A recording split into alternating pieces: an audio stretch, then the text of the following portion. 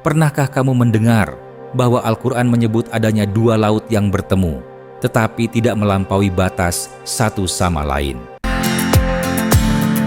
Menyelami wahyu, memahami semesta. Benarkah fenomena seperti itu ada di bumi? Dan bagaimana para ulama tafsir serta ilmu oseanografi menjelaskannya? Allah Subhanahu wa Ta'ala berfirman dalam surah Ar-Rahman ayat 19 hingga 20. Mari kita simak terlebih dahulu firman Allah berikut ini. Marajal bahraini yaltaqiyan bainahuma barzakhun la yabghiyan. Artinya, Dia membiarkan dua laut mengalir yang keduanya kemudian bertemu. Di antara keduanya ada batas yang tidak dilampaui masing-masing. Ayat yang singkat ini telah mengundang perhatian banyak orang. Sebagian mengaitkannya dengan fenomena alam yang dapat diamati di lautan. Namun, sebelum membahasnya dari sudut pandang sains, mari kita pahami terlebih dahulu bagaimana para ulama tafsir menjelaskan makna ayat ini. Dari perspektif tafsir, sebelum membahas ayat ini dari sudut pandang ilmu pengetahuan, langkah pertama yang perlu kita lakukan adalah memahami bagaimana para ulama tafsir menjelaskan maknanya. Karena Al-Quran dipahami pertama kali melalui penjelasan Al-Quran sendiri, hadis Nabi Sallallahu Alaihi Wasallam, serta keterangan para ulama yang mendalami bahasa Arab dan konteks turunnya ayat. Allah berfirman, Marajal bahraini. Secara bahasa, kata maraja bermakna membiarkan mengalir, melepaskan, atau membiarkan bergerak bebas. Sedangkan al-bahrain berarti dua laut. Para ulama menjelaskan bahwa Allah lah yang mengatur kedua laut tersebut sehingga keduanya dapat bertemu sesuai dengan ketetapannya. Pada ayat berikutnya, Allah berfirman, di antara keduanya terdapat barzakh. Kata barzakh secara bahasa berarti pembatas, penghalang, atau pemisah antara dua hal. Namun para ulama menjelaskan bahwa ayat ini tidak sekadar berbicara tentang adanya batas, melainkan menunjukkan bahwa segala sesuatu di alam semesta berjalan sesuai aturan dan ketetapan Allah. Dalam tafsir Ibnu Katsir, dijelaskan bahwa Allah membiarkan dua laut bertemu, tetapi tetap ada batas yang Allah tetapkan, sehingga masing-masing tidak melampaui ketentuannya. Tafsir Al-Tabari juga menekankan bahwa semua itu merupakan bagian dari kekuasaan Allah dalam mengatur ciptaannya. Tafsir As-Sa'di mengajak kita merenungkan bahwa keteraturan alam ini merupakan salah satu tanda kebesaran Allah yang layak menjadi bahan renungan bagi manusia. Di sini kita menyampaikan inti penjelasan tanpa mengklaim semua tafsir menafsirkan ayat sebagai fenomena oseanografi tertentu. Lalu, bagaimana ilmu oseanografi modern menjelaskan pertemuan dua masa air yang memiliki karakteristik berbeda? Apakah fenomena tersebut benar-benar dapat diamati di lautan? Mari kita lihat dari sudut pandang ilmu pengetahuan. Perspektif oseanografi. Setelah memahami penjelasan para ulama tafsir, sekarang mari kita melihat fenomena ini dari sudut pandang ilmu oseanografi, yaitu cabang ilmu yang mempelajari lautan. Sekilas, semua air laut tampak sama. Namun, dalam kenyataannya, setiap masa air memiliki karakteristik yang berbeda.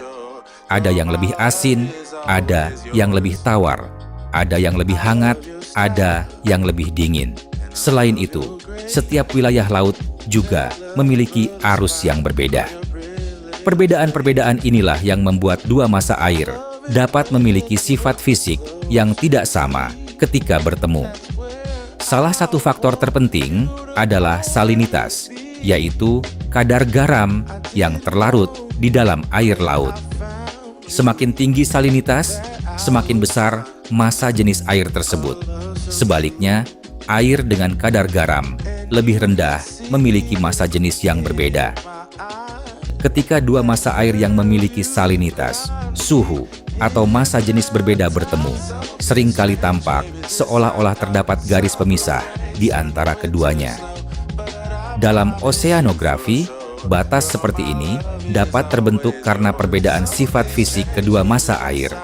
Meskipun tampak terpisah, bukan berarti keduanya sama sekali tidak bercampur. Proses pencampuran tetap terjadi, tetapi berlangsung secara bertahap melalui arus, gelombang, dan difusi.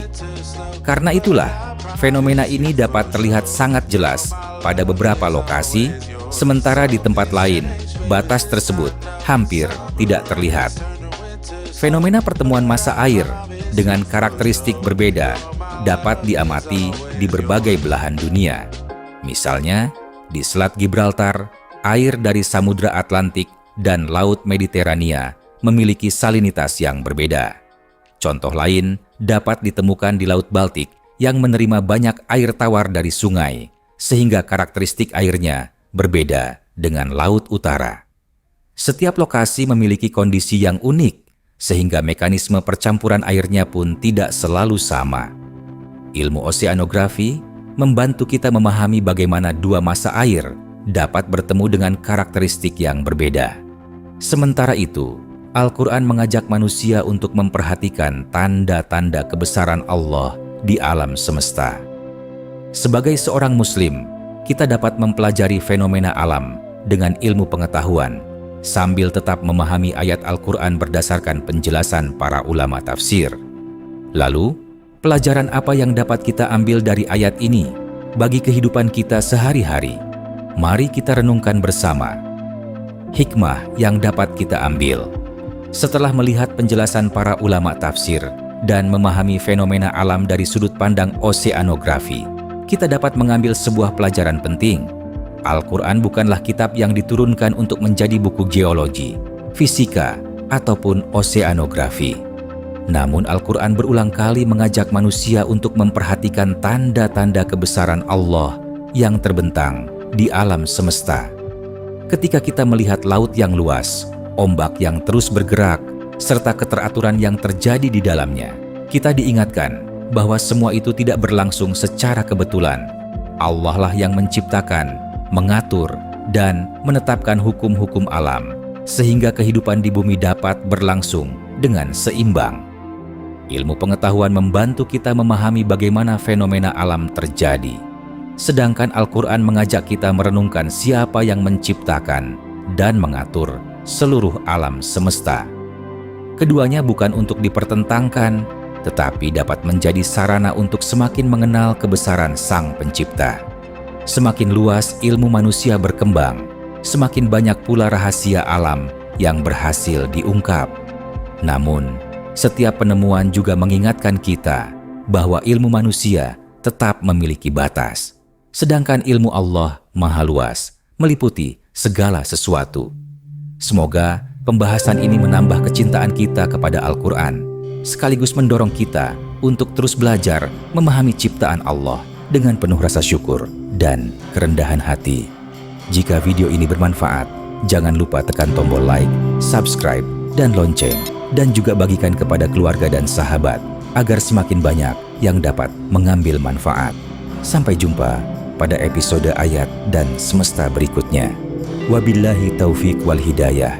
Wassalamualaikum warahmatullahi wabarakatuh.